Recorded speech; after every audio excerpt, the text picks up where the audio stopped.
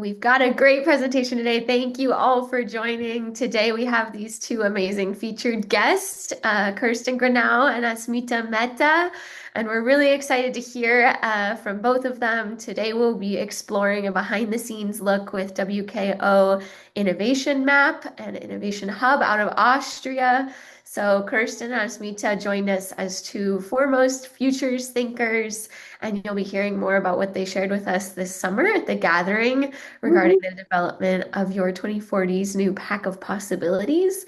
But we're especially thrilled because Kirsten gave us the inside scoop that today we are going to get a really first look. So your 2040 is the first community to get a look at the new WKO Innovation Map.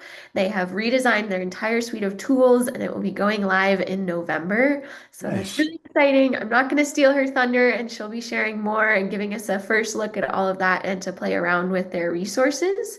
And Janelle will be giving a little bit more of an intro, but we're going to get started. We are recording this, so we'll share it out later with the rest of the community. But we will get started as we usually do with just our inspiring video from your 2040, a little more on who are we, what are we motivated by every day, and what is the mission we're working towards. So I'm just going to make sure my audio settings are all set up here, and then we will get going. Let me make sure this is working. All right. Okay. It should be good. I'm going to do it one more time to be sure. All right, we're all set. And welcome your 2040 community. Hey you, come closer. Imagine being part of a community that's changing the world. That is your 2040. But what is your 2040 exactly? We are a growing group of over 1,900 creators, decision makers and forward thinkers. We are artists, scientists, policymakers, consultants, entrepreneurs and change makers. We are as diverse as the life on Earth itself. Every year we meet for 3 days. Today, we are here, in La Punt. Our goal? To be the best ancestors we can be. We believe in a positive future, which is renewable in every way, where people, place, and nature live in harmony, where abundance is the norm. At Your 2040, we develop creative solutions and kickstart projects that drive our mission forward. Together, we inspire each other to accelerate change. Join us and participate in shaping a better future. Become part of our vision and see how your support can make a global impact.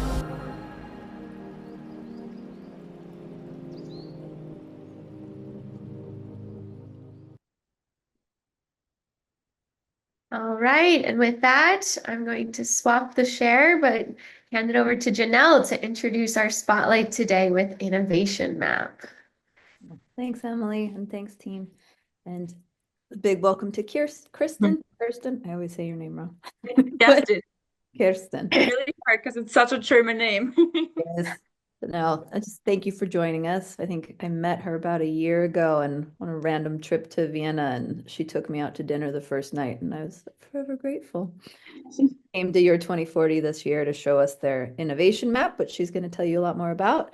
But Kirsten's awesome, and she's a bit of a Jill of all trades, and as Emily said, a futures thinker and quite inspirational in her own right. So with that, I will hand it over to you to show us your awesome new tool.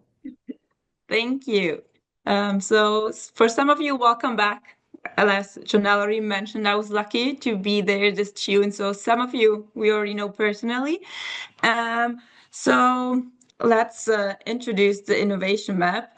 One of the questions we have asked ourselves once we started this project was, why should we even deal with the future, or how do we convince others, which are our member companies, that they should deal with the future? Because as we all know, when it comes to future, we don't really know what's happening. We can try to find ways to get a little bit more of the facts, but it will be happening either way. And we at the Innovation Map, we always like to say there are two options that we have. We can either sit back and just wait for things to happen, but that might cause that we lose a lot of opportunities, that we lose some chances. So we always go with the ones that we try to actively shape the future and that we also have a say in it. And how do we make sure we have that? In order that we always like try to find new things, get new inspirations, and meet as many new people as possible, because we also are very keen on the idea every interaction, every new input sparks a new idea. So when I say we, who are we exactly? Our product comes from the Austrian Federal Economic Chamber. A lot of countries do have these kind of chambers, but what's unique about the Austrian one is that we have a system that every single company in Austria, no matter which size, so it could be a one-man, a woman show, it can be a big one with over 1,000 of employees, everyone has to be by law part of our chamber. So that's also because that's oftentimes a question, how do we finance the project we are doing? That's the way we finance it. So they're basically the companies, every single one in Austria, is being part financially of this project. And in return that they have this mandatory membership, they get all kind of services back. So we do have a lot of services that help with how do I found a company, what steps do I need to take. There's like women in business is a big part, of course, but we also do the advocacy part. So we really try to represent the voice of everyone. Exactly. So there's also a small overview how we are structured in the company itself. So we have two different kind of departments. We have the industry sectors, which are divided into 7 parts. They will have a relevance on why our innovation map is not strictly on one theme, but it's rather more general, because we have to find solutions for every industry sector. So we cannot like just be putting medicine on there, because since everyone is paying us, we have to give back to everyone. Which is a hard task sometimes, but we try our best. And then we also have our departments, which we are one of them. So as you can see, every topic is basically represented in our house. So of course, education, healthcare, environment and energy, and we are one as innovation and digitalization. So I'll give you a short fact sheet about the innovation map before I dive into our website and show you everything it can do in action, because then it comes a little bit more clear. So we are still a rather young project. We have started about 4 years ago, or basically exactly 4 years, November 2021, we've launched our first edition of the radar. And the reason why it got invented is so that we can help companies to strengthen their competitiveness and develop future-oriented strategies. Because what we have learned is that especially the small and medium-sized companies, which are our main focus, they don't have the resources to have their own innovation department, to have sometimes the strategy. They just don't have the human resources for it. So we try to take the research part over for them and make a very easy using tool so that they can have an outlook as well and just prepare already now what could be happening in the next 10 to 15 years, because a lot of decisions just need a lot of time ahead and they're not made from today to tomorrow. So I'd say let's check out the new website. The ones who have worked with us this summer, you might remember a totally different interface. We really switched everything up. We switched the whole server system behind every look of the website to make it even more interactive and to get more out of it. So this is the screen you see when you open it. You always have a small introduction so that you understand what it's about. And we also have and how to navigate that it really showcases every point. But of course, the heart is our interactive radar. Um, the ones who look closely see that we've also added a new metric. So beforehand, our radar was structured with three organizational measurements, but now we have ordered a fourth metric. So I'll go through it step by step. You can already see it's very colorful. That's not only just for design reasons, but we have made clusters because as you can see, 105 technologies is rather a lot. And we needed to find some way so that the users find easier the sector or the technologies they could be interested or could be relevant for their industries. So we have decided on 5 clusters, which is the data era. Of course, the base of basically everything in the future. We need the data to do anything. Then the human expansion, so everything around the medical department, bioscience, there's a lot happening. We cannot forget about energy. How do we keep going all these technologies? Where will the energy come from in the future? But also agritech and food. How and where will our food come from? How will the world use these resources in the future? And under the red sector, smart living, we have everything that concerns, like it's a lot of parts. It's city urban living, but not only, because we also put infrastructure themes and topics in there.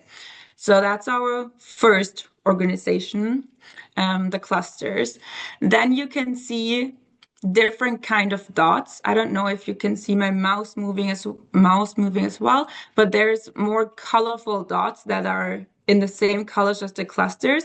We already had these technology readiness levels since the first edition so that we can show how far is the technology? Is it something I can rather use maybe in the next 3 to 5 years, so rather short term, or is it something that's still on the concept phase and which still takes longer time to prepare? Also the numbers, because that's sometimes a question, how do the numbers get to it? The numbers are not relevant in terms of how important or how much possibilities these technologies have. So we just needed to find a way to put it in some kind of order. And so we did from the lowest TRL to the highest TRL within a cluster. But it doesn't mean that 51 is less important or has less possible outlooks on the future than number 1. That's also maybe one important aspect. We, as the Austrian Federal Economic Chamber, don't judge these technologies at all. There are some you can see, like an artificial worm, which are rather controversial. They're like there will be a lot of opinions on it. They're polarizing a little bit, but we don't say just because it's on there, it's good. Then that's how it got on there. We just showcase what is really going on in the research. Where do experts think the future will be going? What do they think will be important technologies that will revolutionize some industries? And then you have these second white dots with this gray area around it.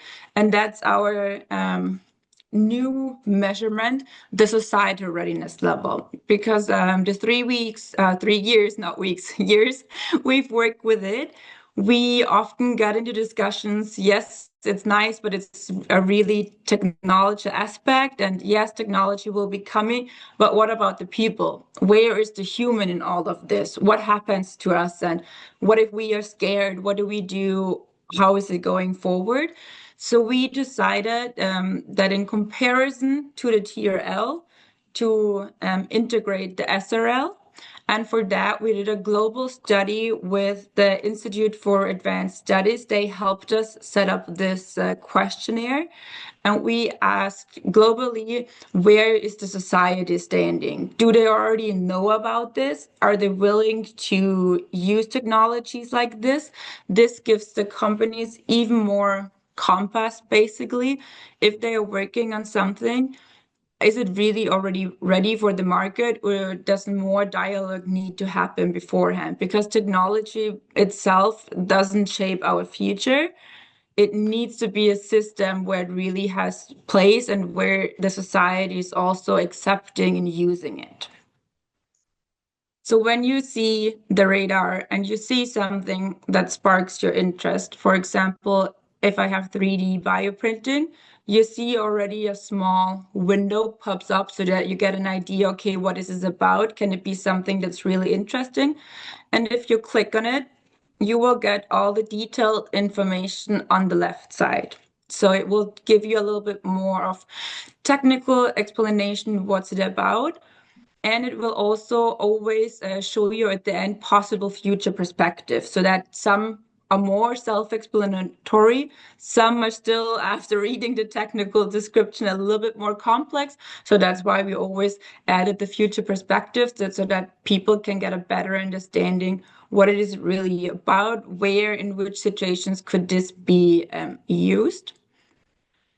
And then we have here our fourth organizational structure element, the SDGs. For us, it was clear from the beginning that this is no radar that just showcases technologies for entertainment reasons or something like that, but they should really be technologies that can really change things for the positive. Because like Chris said in the beginning as well, when we talk about the future, it's always important to keep the positive as a fact with it as well.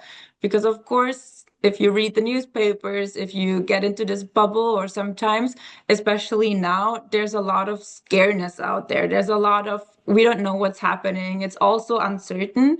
So we took it as one of our aspects as well, to always try to focus on the positive and take a little bit more of the scareness away and really showcase where the chance is. Yes, it might be scary at the beginning, but if we start early enough to deal with these, we can still have a say in it and we can still maybe change the outcome. So that's why we have linked the technologies to the SDGs, and it's always linked to at least one SDG. If it doesn't like support any of that, it doesn't come to our radar. Then we have here, that's also new, we haven't had that in any previous version, the list of organizations that could be research centers, institutions, universities, but also companies that already work in some of these technologies. So some of them are still very early concept, but they might already work on processes that aren't being needed in later order to get these technologies. So that's why already companies are on there as well. Since we are from the Austrian Federal Economic Chamber, we also, of course, try to get wherever possible the Austrian best practice companies on there. But the whole research behind this tool is global. So in the end, and since we have everything in English available as well, the tool can be completely free at any cost, used from anywhere in the world at any time, because the website itself is really our main tool that we use. And at the end, you also have the sources. So if it's really an interesting technology to you, you can get even further in-depth information about it. And it's all kind of there's a difference. Sometimes there's news articles, but there are also the scientific papers behind it if they are free accessible. So everything is linked there. On the side, there are just different ways you can navigate through it. I find it always the easiest way to go through the radar itself, but we also, of course, have the list of technologies where you can just scroll through. What is also new about this version, you can already see the little stars here. You can, from now on, favorite and save your favorite technologies, which make working in the future with it a lot easier.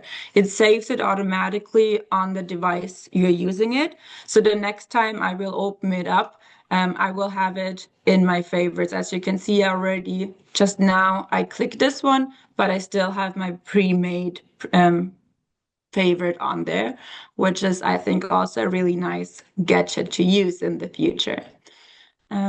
Of course, all of our metrics are also explained in detail. With the TRL, it's rather easy. There was already a very well-established Scala out there. We used the one from the NASA, but for the SRL, there's no established one yet. There are a few ways to do it, but not something as established as from the NASA. And for us, that's why we conducted it ourselves, as I mentioned, with the help of the Institute of Advanced Studies. And we made also a nine number scale so that we can really put it in perspective with the TRL and showcase easier, okay, where's the technology ready, but not the human, and where's the human ready, but the technology is still a far way out, so that companies just get an even better market understanding. One of our favorite new tools is our very own personal artificial assistant. So with that one, it will make it even easier to find for your own industry, for your own company, the most relevant technologies. You can see there's also some prompt suggestions already, but I can also go here, and if I would be working in tourism, I could just ask, how will the tourism industry look like 2040?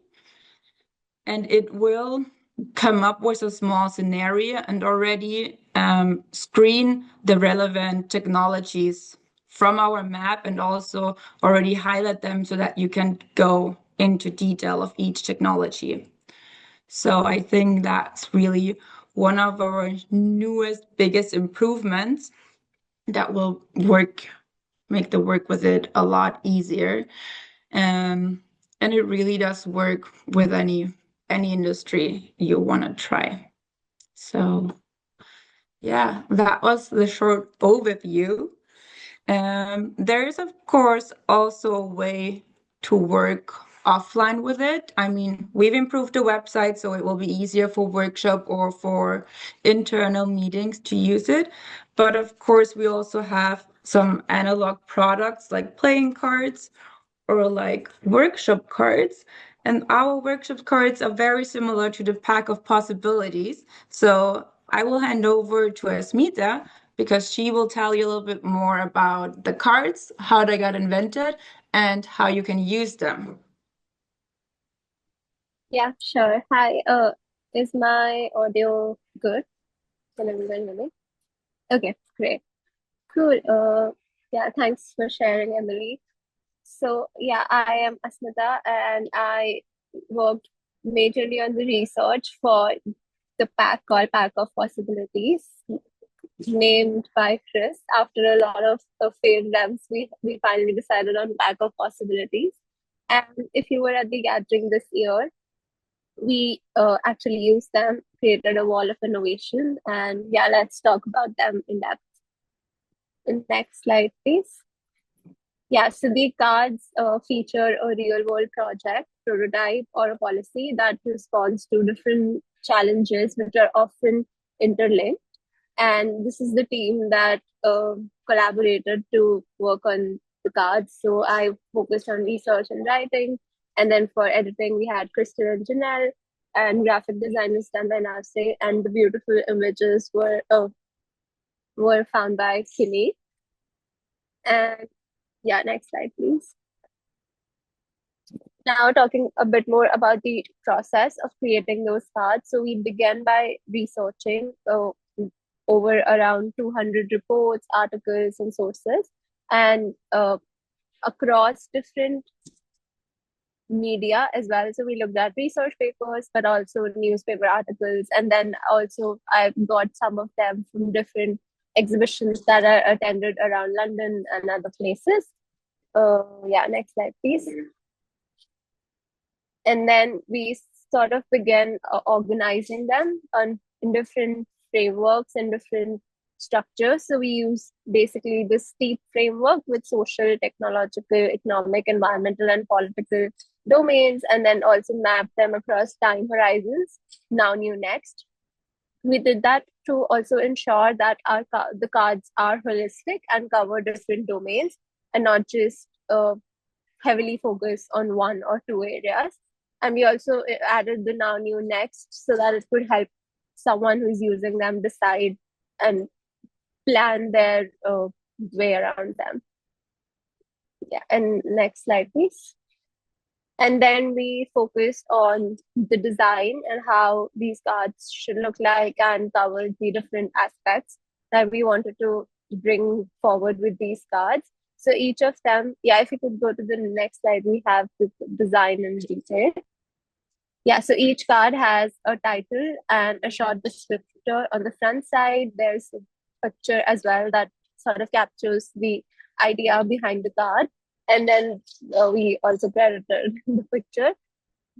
This one in particular, the triboelectric nanogenerators, is interesting because during my undergrad, I studied textiles engineering, and my project was around this. So I was really excited to put this here. The next one, please. And then on the flip side of the card, we have the title, then the location of origin of the technology.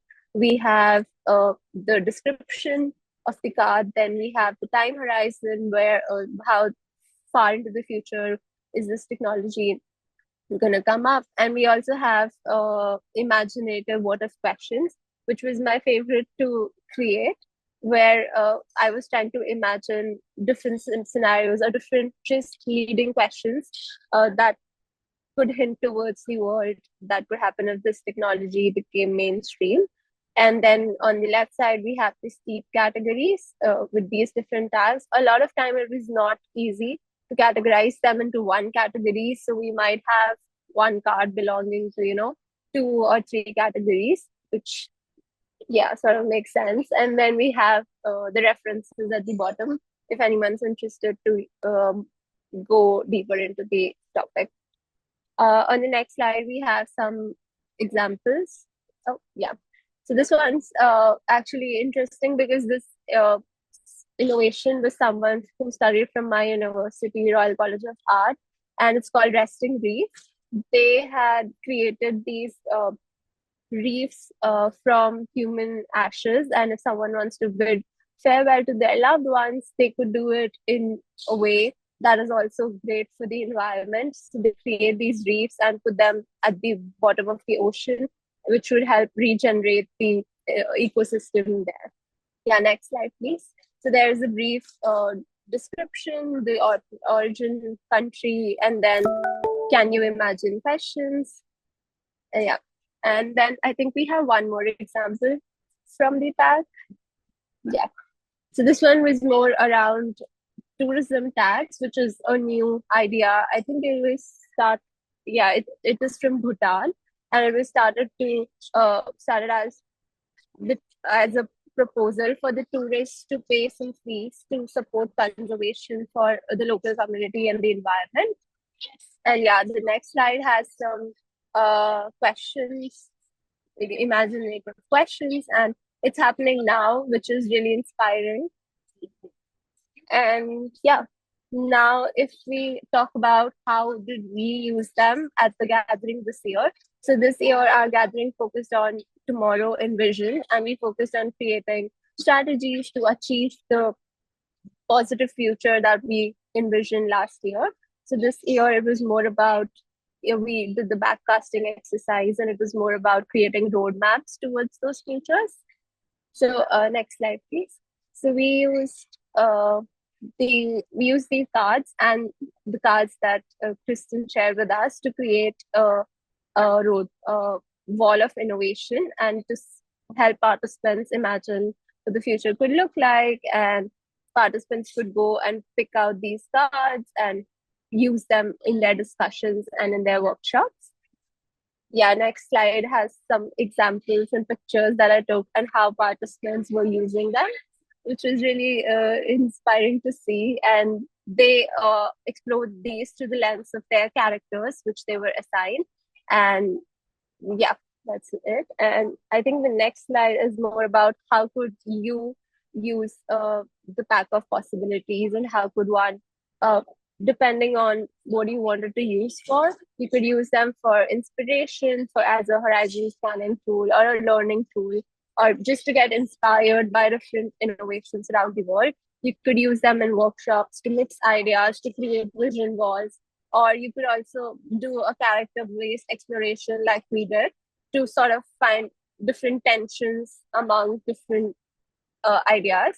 And then for backcasting as well, to create future scenarios, to refine those scenarios as a backcasting anchor, where you use some you for example, you say, oh, these technologies are mainstream in the future, but what should we do today to actually achieve that thing?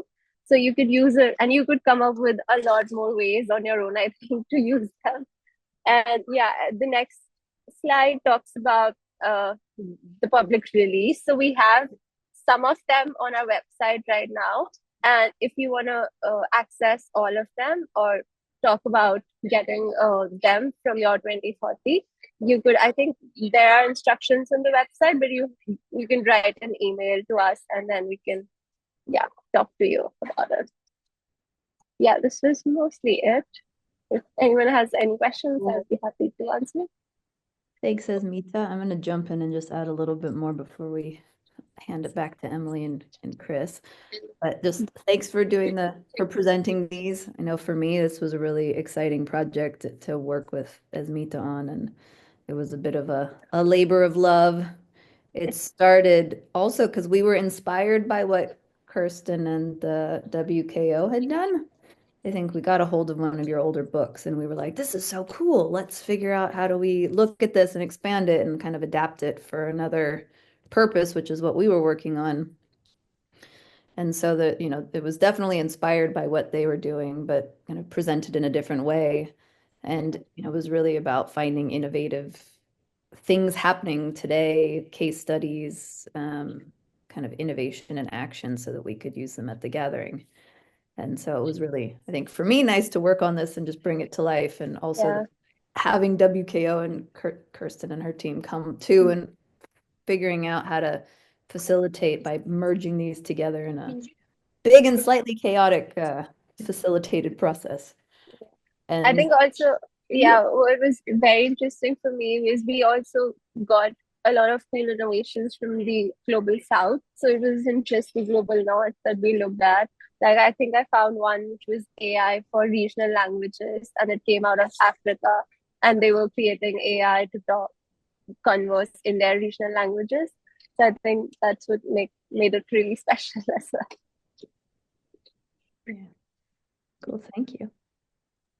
Very cool. Thank you both so much. I'm gonna give you a hand. Give me a hand. There we go. Yay. So, I mean, wow, Kirsten. I mean, wow. I mean, it was impressive last year. It's even more impressive now. You guys have done a brilliant job with improving, and looking at some of the pain points and how you could improve the communicability. Right. This is what for me, it's very, very intriguing how you've done that. And I'm looking forward to going into a little bit more and playing. And you've made it fun to play with, right? Yeah, that was really important for us to make it even more interactive and just make maybe in the future kind of a platform out of it so that Mhm. we can just give more advice on how to use it. Because if we do workshops, people are always like, oh, this is amazing. Yes, I understand now. If we like go 3 hours with them step by step on how to use these cards. Mhm. But we are a team of 4 people. Unfortunately, we don't have the capacity to do a workshop with every single person. And of course, it's also globally relevant for other people to use. So we just try to figure out ways on how to really use the website and make the website itself way more of a tool than it used to be. Yeah. Well, I was going to ask you a question. You just answered it. How many dozens of people did you have working on this? And you said four. Yeah, so currently, since the beginning of the year, we are 4 people, but it grew basically with each year. So 2021, it was really just the head of the department with one employee who was mainly responsible. And with each year, a person came to it. So I started last April 2024, and there were 2 people. I was the third person coming in, and this year we got our fourth person. So the map is growing, but also our team is growing.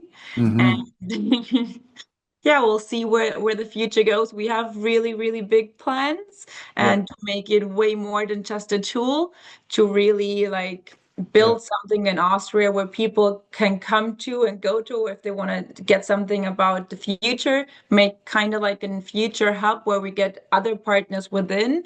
But yeah, that's also for us like more in the 5 years term.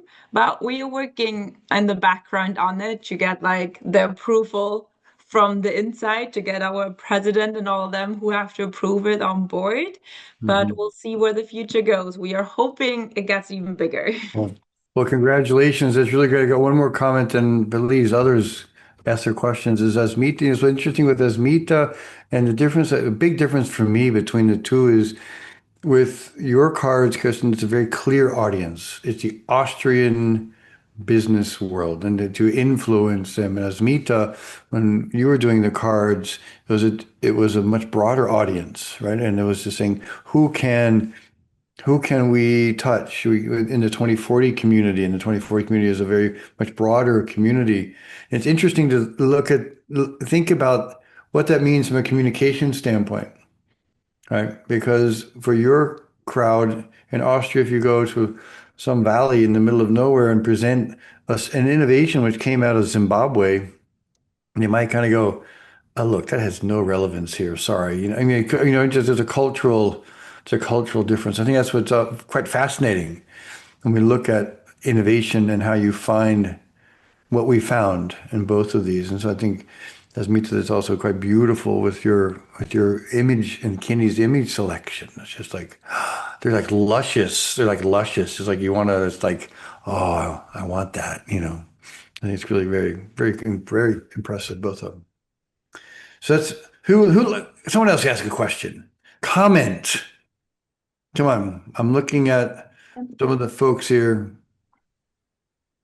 I'm gonna But call. we need a little bit more clearer instructions on it. It says, is the innovation map open source by any chance? What is meant by open source in that context?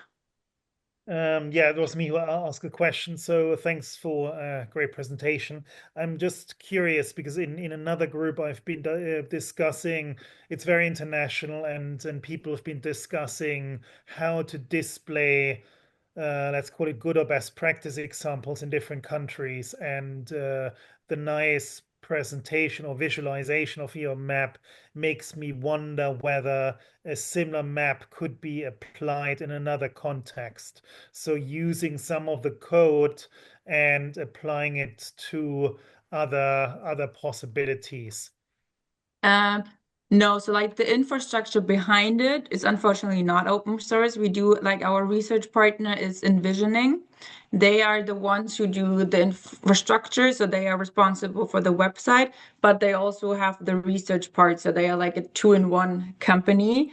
And because we are, of course, not the only ones who have a radar, we just are responsible for a lot of implementations or a lot of things it can do, because we just always came up to them and say like, hey, we want to be able to do this, this, this. So they developed a lot of things with us, but they are the agency behind it who have the infrastructure. So they are, if you go to their website, there are a lot of other projects who are like companies or communities who work with them as their infrastructure.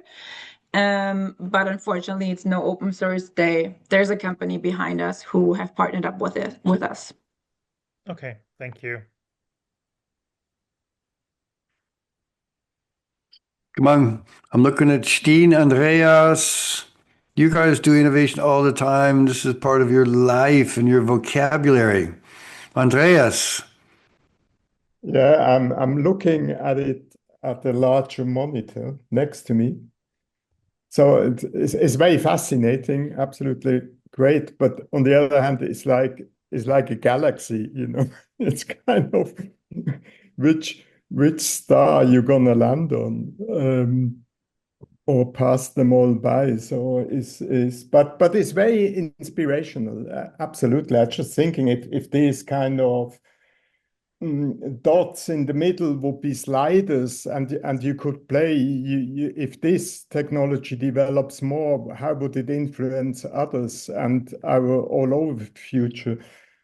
Would be so. I'm getting many ideas just looking at it more than learning what are the futures. Or should we have a map? Should we have a map like this about our presence, how our present concepts are maybe not a social readiness level, but a social abundant level, or how we fade into new social communities by this technology. So there's a whole universe is opening, basically. It's really a galaxy you created here. Yeah, like I said, there are big plans for the future, and we do hope to make more out of it.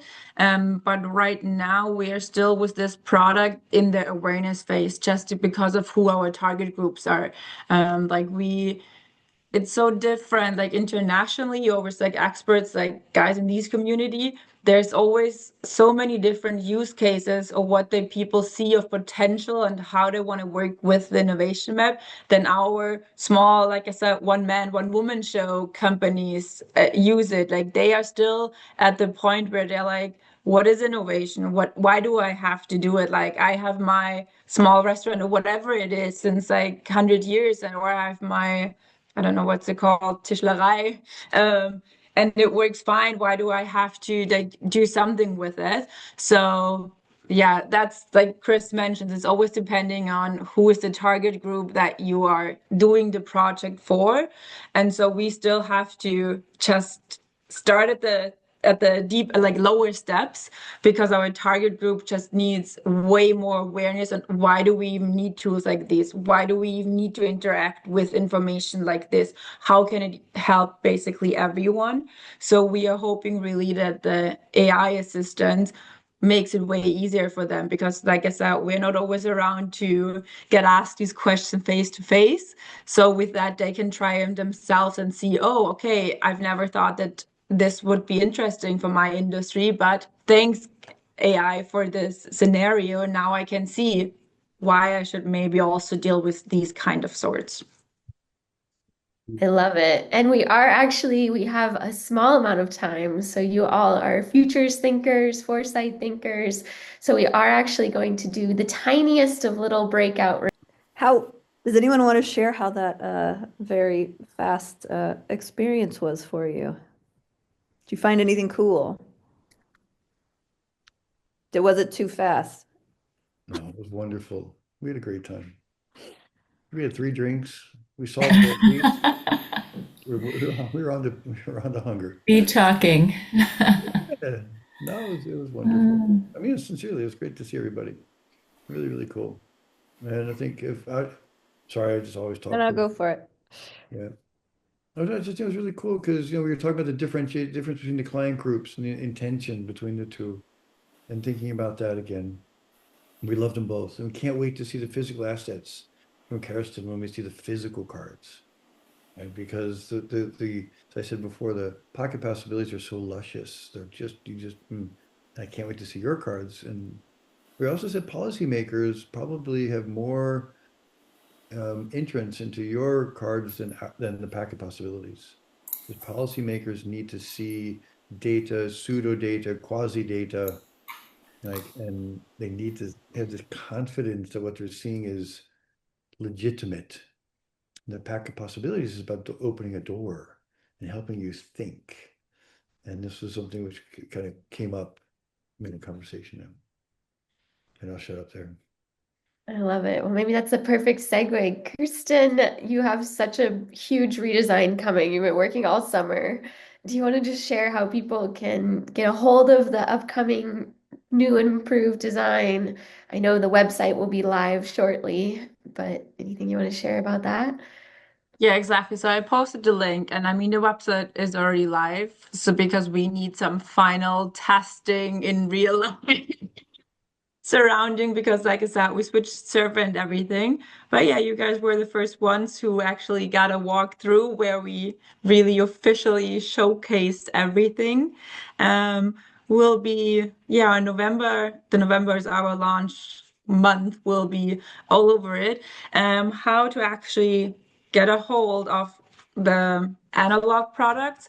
We unfortunately still haven't figured out a way yet, because it's just of course, like always, it's a cost question because we want to keep as long as possible everything for free, but just these print products, they of course cost a lot of money, and if we really want to keep them totally free, we cannot afford of any like updates on the innovation map itself. So we're still figuring that out on how to do it in the future. But as soon as we So have something Kirsten, going I there, think we'll let you all know. we just all have to come visit you in Vienna. Yeah. Right? If we come to visit you, maybe we get a little card set. This is sort of, Then, of course, see, there you go. if So we you have a see us little, face to face, we're always handing out because that's how we distribute currently. there you go. Wonderful. Thank you. Well, and then as well, Janelle, for anyone interested in the full pack of possibilities, just email your 2040. We can share more, and there are some on the website now. Um, but thank you all. I think this was a great gathering. We wanted to just pull this up. If you had fun today, if you're excited about more workshops, inside looks, it is also event season. So we wanted to share the developing your 2040 calendar. You can sign up now for November and December's calls. Our next one will be November 11th, evening, same time as today. And we also have an exciting feature. We may be connecting with some of you individually or as a group, but you can also submit to the calendar. So connect with us if you have any questions on this. But as we get into the busiest sustainability and futures event season, you can also connect with us to add your events that you would like to promote to the community to the calendar. You'll also see Janelle in Zurich with a female founders summit coming up. So that is also available now on the calendar for more information.